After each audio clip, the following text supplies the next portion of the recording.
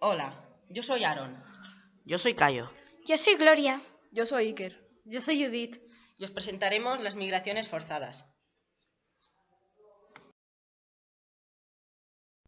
La migración es un desplazamiento de un sitio origen hacia otra destinación. Las personas que hacen estos desplazamientos son los migrantes y normalmente lo hacen para mejorar su calidad de vida.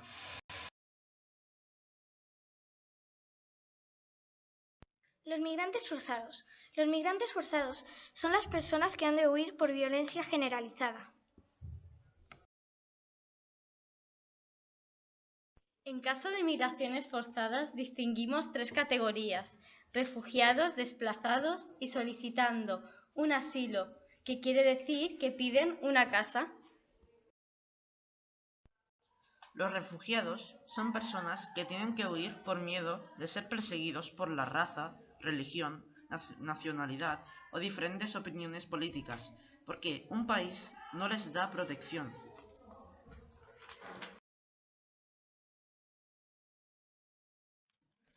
Los desplazados.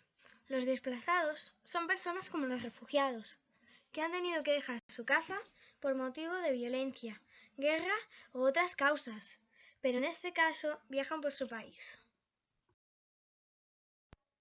Solicitando un asilo. Son las personas que quieren acceder al derecho humano que les permite pedir una protección duradera por una persecución de un país diferente. Apátrida. Es la persona que no se le reconoce en ningún estado, por lo tanto, no tiene nacionalidad. Al no estar reconocida, no tiene derechos mínimos de ningún país. Los derechos humanos.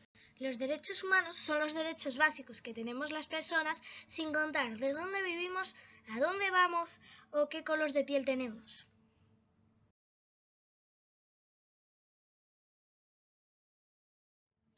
Nosotros pensamos que los migrantes forzados necesitan más atención, ya que ahora son ignorados y rechazados. ¿Dónde está nuestra solidaridad? No está mal echar una mano de más. Y hasta aquí nuestro trabajo. Hemos sacado la información del dossier y las imágenes de Google. Espero que os haya gustado.